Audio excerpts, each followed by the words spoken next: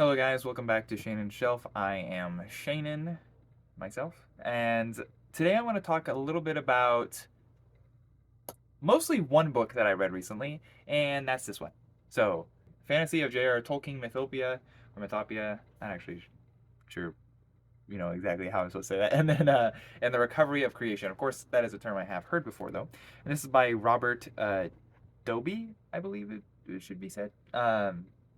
Maybe wrong. This is kind of a philosophical book. It is way more approachable than lots of philosophical books I've read, so don't let that be an immediate turnoff to you, please. But just a preface, and I actually mentioned this in my last video, my monthly update, and that is I'm kind of new to Tolkien. I've known about Tolkien for a while, but I only read The Lord of the Rings for the first time earlier this year, and he's been on my mind more recently because I just finished this book just yesterday, or maybe it was 2 days ago now. I think it was 2 days ago. It was on the 1st, yeah. And last month I also read The Children of Húrin and Beren and Luthien for the first time. And those works are referenced in this book by Dobie very briefly. Most of the references are for Lord of the Rings and the Silmarillion, and I have not read the Silmarillion. Please feel free to tell me how foolish I am for not reading that in the comments, I suppose. But I thought it has some really interesting points. I will preface this is largely based on Tolkien's Christianity, his Christian understanding and view of the world, kind of this Christian Platonism.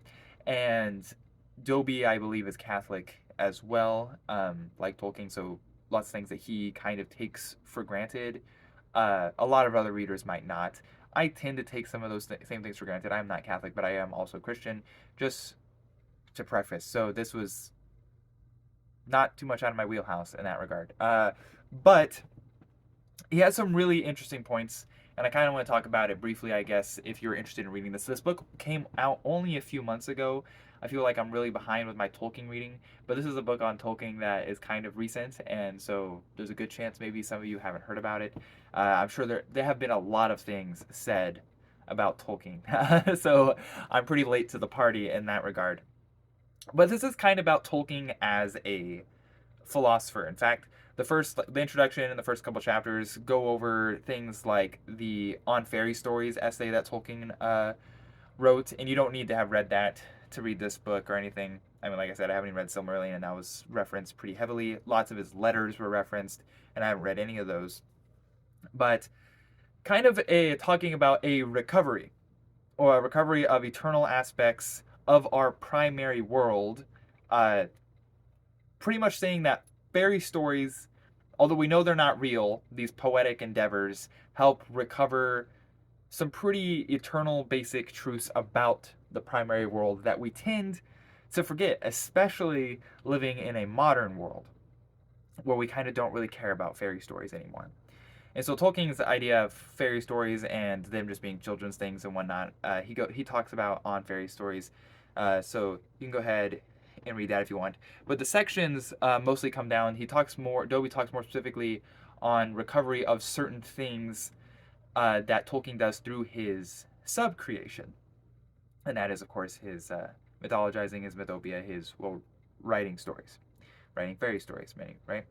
And I think Beren and Luthien could fit in this. Children of Húrin, kind of. I mean, in many ways, it's a mythologized past, but it's kind of fits that Greek tragedy vibe in many ways. Although real past, real history, real myth has tragic aspects as well. So, I mean, why not? But the first thing that he talks about specifically when he gets into these separate chapters on recovery is he talks about language, which is kind of go figure, I suppose. Tolkien's a big language nerd, and I use nerd with love and respect. But the argument essentially is that language is like a recovery of language is a recovery of our most basic understanding of reality. That if you don't have an understanding of language, then you have a hard time understanding what's real, the world, which is a pretty big claim. He references Owen Barfield's Poetic Diction a number of times through this, and I have not read that. It is on my list to read before I even read this. And we'll get to that. Owen Barfield was one of the Inklings, although not nearly as famous as Tolkien. And I don't know. Let me know if you knew who Barfield was before I just said he was one of the Inklings. But references Aquinas, references these other Christian Platonist thinkers, mostly Aquinas, and then Barfield, and then Tolkien himself, of course, who I would generally say, yeah, falls into that line of Christian Platonism. But that's the first chapter, recovery of language, and then the next chapter is recovery of nature. Now, Tolkien's Lord of the Rings is really interesting because it was written in the modern era. It definitely is a modern story, but it's a modern story, I feel like, that has some problems with the modern world. And it's almost a critique of the modern world, at least in many aspects. I feel like it could be argued that, and especially with its abandonment of nature. And so this is talking about a recovery of nature, and just that how essentially a critique of how modernity has separated us from nature. So that chapter might be of more interest to some of you. And the one chapter I thought was really interesting after the recovery of nature was the recovery of fellowship.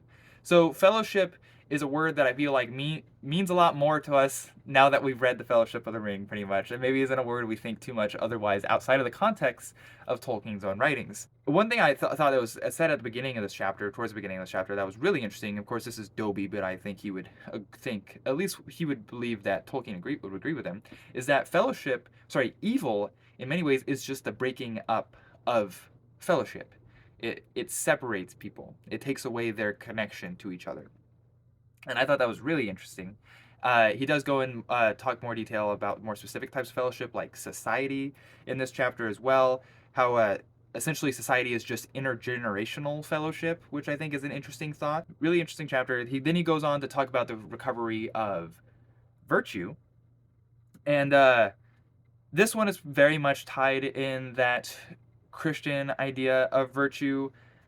I think some of the stuff is pretty easy to get behind. Values, or at least the thought of these values, is not necessarily lost on a not Christian person in the modern world, and that was just the importance of life and friendship. But also he does talk about like love, marriage, sexuality in many ways in this, and it's kind of the thoughts seem to be kind of like a unification of pagan standards, pagan morals with Christian morals. And I think Dobie would argue that those things have been implemented in his stories as well, which I would say is pretty accurate, at least for the argument that he gives. It seems to be pretty convincing to me. And then, not that I am hard to convince or anything, I don't know. And then he goes on to the recovery of eternity, is the second to last chapter. And this one was interesting. I probably need to reread this chapter if I'm being perfectly honest. But that's just that help us act out the presence of eternity in time, which we kind of think of time. Time is part of eternity in many ways, right? It's just we don't tend to think about it that way.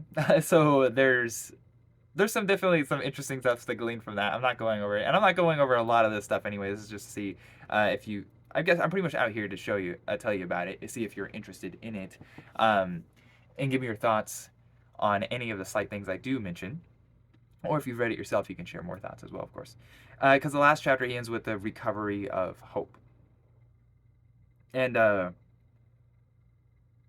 one thought I think that was interesting from that chapter, and perhaps could make it worth a read to you, is that happy endings, right? Happy endings are actually grounded in a true understanding of reality, is what Dobie says, which,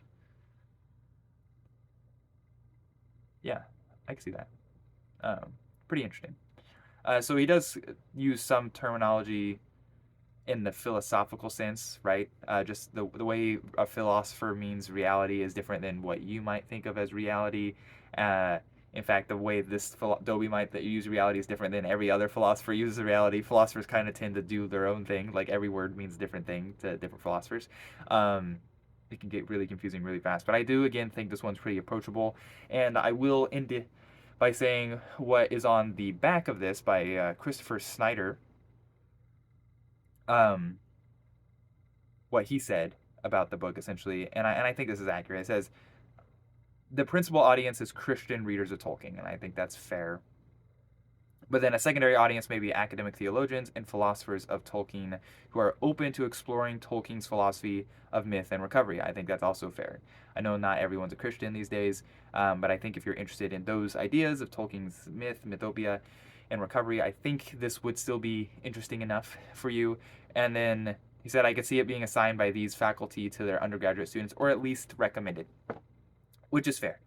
And you're not my undergraduate students, but I can still recommend it in that regard. But please let me know any thoughts down in the comments. And yeah, please feel free to like and subscribe. This is I usually wouldn't do video, or try not to do videos like this on my other channel, because I don't feel like I gave you too much concrete stuff. It's almost just briefly talking about this book that I read, giving you some ideas of it, and if you're interested enough, go read it yourself. So let me know if you think that's okay. That seems to be what fair amount of booktube is. People just give their thoughts on books they've read. I'm not here to be a final authority. I certainly don't want to be seen as a final authority. But booktube's pretty broad, it's pretty vast, and I definitely have not watched all of it. And there might be certain groups that are more that way. I don't know. But regardless, again, please feel free to like, subscribe, comment, and I'll see you guys next time. Thanks.